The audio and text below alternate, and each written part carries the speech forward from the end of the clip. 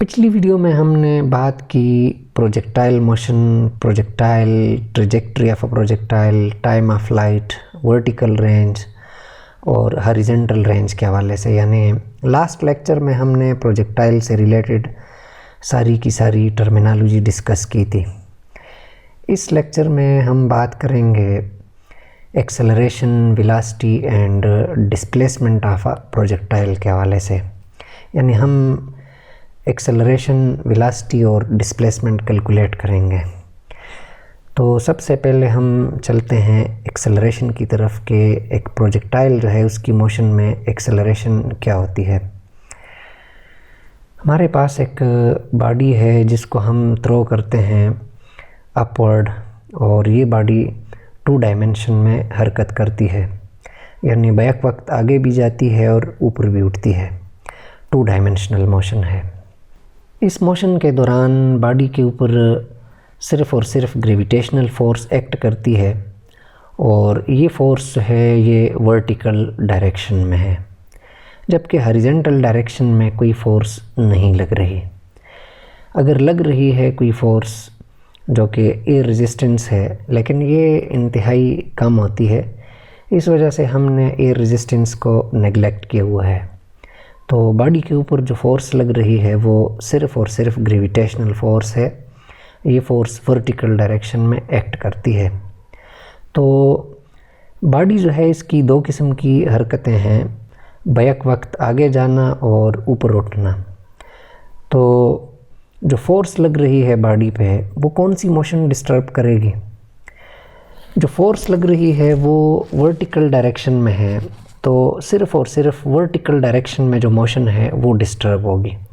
जो horizontal motion है उसमें कोई डिस्टर्बेंस नहीं आएगी, क्योंकि हॉरिजॉन्टल डायरेक्शन में बॉडी के ऊपर कोई फोर्स नहीं लग रही। वर्टिकल डायरेक्शन में जो फोर्स लगती है वो वेलोसिटी के वर्टिकल कंपोनेंट को चेंज करती है, और वेलोसिटी में जो चेंज है उसको हम एक्सेलरेशन कहते हैं। तो इस मोशन में जो एक्सेलरेशन है वो वेलोसिटी के वर्टिकल कंपोनेंट में है। इस वजह से इस मोशन में जो एक्सेलरेशन है उसका सिर्फ़ और सिर्फ एक ही कंपोनेंट है, वर्टिकल कंपोनेंट। क्योंकि वर्टिकल डायरेक्शन में फोर्स लगती है, वर्टिकल मोशन चेंज होती है, और वर्टिकल डायरेक्शन में एक्सेलरेशन भी पैदा होती है जो कि ग्रेविटेशनल एक्सेलरेशन g के बराबर है। जाते हुए बॉडी वेलोसिटी लूज़ करती है और वापस आते हुए गेन करती है। तो जाते हुए जब बॉडी वेलोसिटी लूज़ करेगी, एक्सेलरेशन को हम -g से रिप्रेजेंट करेंगे, और आते हुए जब बॉडी वेलोसिटी गेन करेगी तो एक्सेलरेशन को हम +g से रिप्रेजेंट करेंगे। जबकि हॉरिजॉन्टल डायरेक्शन में जो एक्सेलरेशन है उसकी वैल्यू 0 है, क्योंकि हॉरिजॉन्टल डायरेक्शन में कोई फोर्स बॉडी के ऊपर एक्ट नहीं करती। इससे हमें ये मालूम होता है कि 2 डायमेंशनल मोशन के दौरान बॉडी की जो मोशन है उसके जो कंपोनेंट्स होते हैं वो एक दूसरे के इंडिपेंडेंट होते हैं। यानी बॉडी की मोशन का जो हॉरिजॉन्टल कंपोनेंट है वो वर्टिकल कंपोनेंट पे डिपेंड नहीं करता। यानी अगर वर्टिकल कंपोनेंट में कोई चेंजेस आती हैं तो आ सकती हैं, ये ज़रूरी नहीं कि हॉरिजॉन्टल कंपोनेंट में भी चेंजेस होंगे। ये हम इस एग्जांपल की मदद से भी समझ सकते हैं। हमारे पास एक बॉडी है, उसको हम किसी ऊंची जगह से गिराते हैं, वो ग्राउंड तक 10 सेकंड में पहुंचती है। अगर इस बॉडी के ऊपर हम थोड़ा सा हॉरिजॉन्टल फोर्स लगा के छोड़ दें तो हम देखेंगे कि ये बॉडी फिर भी 10 सेकंड में ग्राउंड पहुंचेगी। इससे हमें ये मालूम हुआ कि बॉडी की हॉरिजॉन्टल मोशन होने या न होने की वजह से इस बॉडी की जो वर्टिकल मोशन है वो डिस्टर्ब नहीं होती। अगर ये बॉडी सिर्फ़ और सिर्फ वर्टिकल डायरेक्शन में मूव करती है तो 10 सेकंड लेती है। अगर ये साथ में हॉरिजॉन्टल मोशन भी करे तब भी 10 सेकंड में पहुंचती है। तो इसका मतलब ये है कि हॉरिजॉन्टल और वर्टिकल मोशंस जो हैं वो एक दूसरे के इंडिपेंडेंट होते हैं, एक दूसरे पे डिपेंड नहीं करते। अब हम प्रोजेक्टाइल की वेलोसिटी कैलकुलेट करते हैं, velocity of projectile at any instant और टाइम।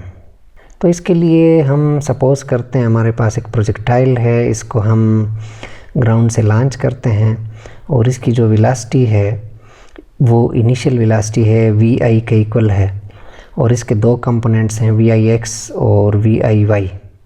ये दोनों कंपोनेंट्स हम मालूम करते हैं। तो यहाँ पर हम ट्राइगोनोमेट्री के रूल्स अप्लाई करेंगे।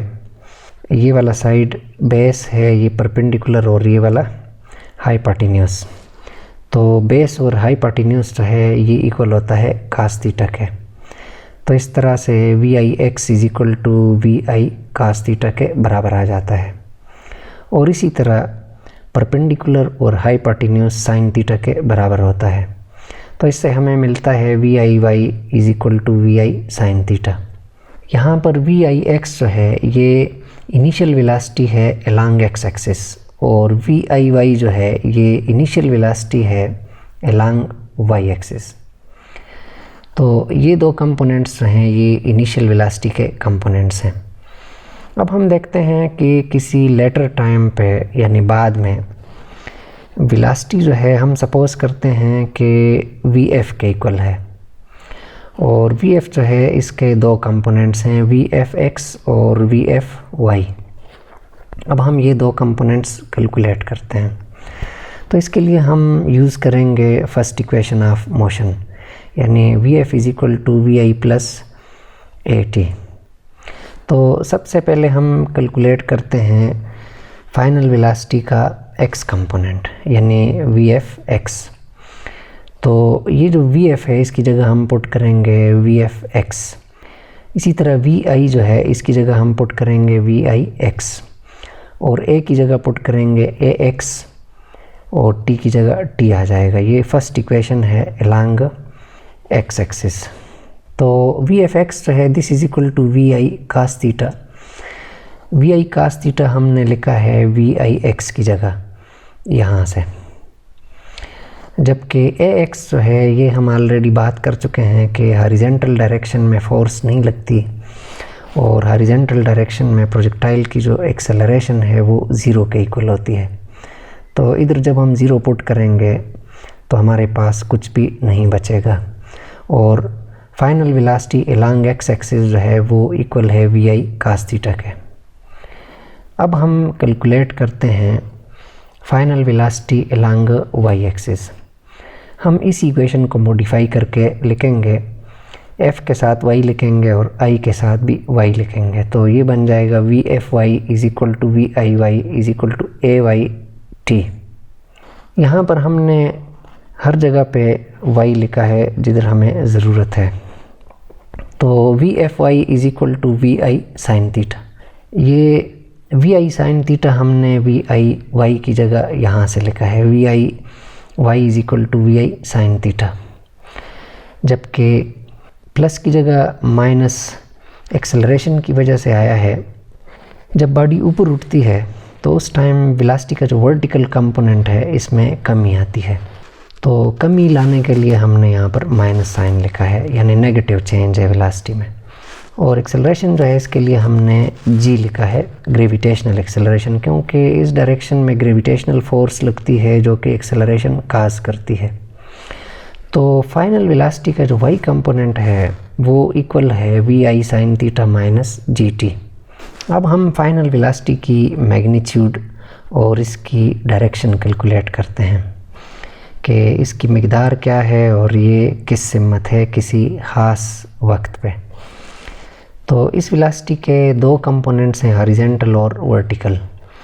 जो इस वेलोसिटी की मिकदार है मैग्नीट्यूड वो इक्वल है under the root x component square plus y component square. ये बिल्कुल उसी तरह है जिस तरह हमने वेक्टर वाले चैप्टर में सॉल्व किया था। और इस वेलोसिटी की जो डायरेक्शन है वो इक्वल है theta is equal to tan inverse of vfy और vfx। ये भी हमने वेक्टर वाले चैप्टर में कैलकुलेट किया था। अगर आपको इन चीज़ों की समझ नहीं है तो इसके लिए आप रिजोल्यूशन ऑफ वेक्टर वाली वीडियो देख लें चैप्टर 3 से। तो इस तरह से हमें फाइनल वेलोसिटी की मैग्नीट्यूड और उसकी डायरेक्शन मिल जाती है। अब हम देखते हैं कि प्रोजेक्टाइल जब मूव करता है तो चूँकि इसकी मोशन 2 डायमेंशनल है, इसकी बैक वक्त 2 किस्म की मोशंस हैं, हॉरिजॉन्टल मोशन और वर्टिकल मोशन। ये जूँ ऊपर उठता है तो साथ साथ आगे भी जाता है, दोनों अतराफ में इसकी डिस्प्लेसमेंट होती है। वाई और एक्स डायरेक्शन में जो इसकी डिस्प्लेसमेंट है वो हम कैलकुलेट करते हैं। इसके लिए हम सेकंड इक्वेशन ऑफ मोशन इस्तेमाल करेंगे, s = VIT + half AT square. X direction में डिस्प्लेसमेंट मालूम करने के लिए s की जगह हम x पुट करेंगे और i के साथ x लिखेंगे, a के साथ भी x लिखेंगे। तो इस तरह से x = VIXT + half AXT square. हमें पता है कि x डायरेक्शन में प्रोजेक्टाइल मोशन के अंदर कोई एक्सेलरेशन नहीं होती, क्योंकि हॉरिजॉन्टल डायरेक्शन में कोई फोर्स नहीं लगती।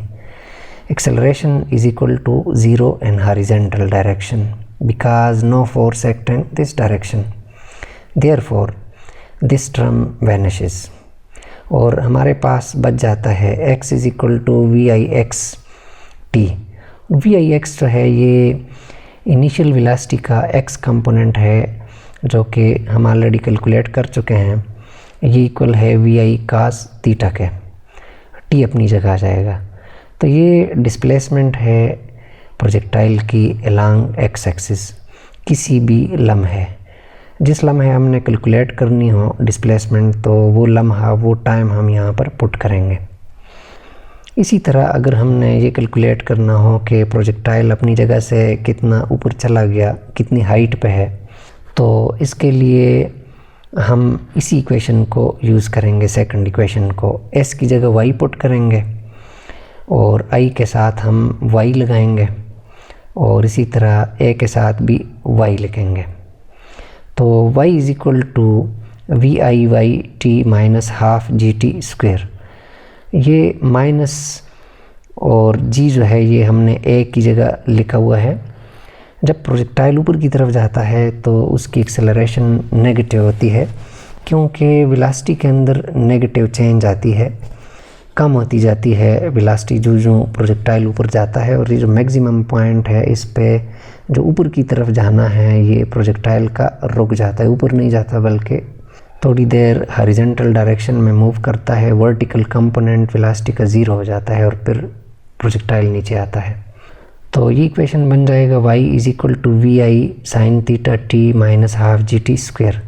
VI sin थीटा जो है ये हमने पुट किया है VIY के लिए। ये हमने शुरू में कैलकुलेट किया था कि इनिशियल वेलोसिटी का जो y कंपोनेंट है वो VI sin थीटा के इक्वल है। तो इस तरह से हमारे पास प्रोजेक्टाइल की डिस्प्लेसमेंट आ गई है हॉरिजॉन्टल और वर्टिकल डायरेक्शंस में। अगर इस टॉपिक के हवाले से आपको कोई चीज़ समझ नहीं आई या आपके जहन में कोई क्वेश्चन है तो कमेंट कर दें। Thanks for watching.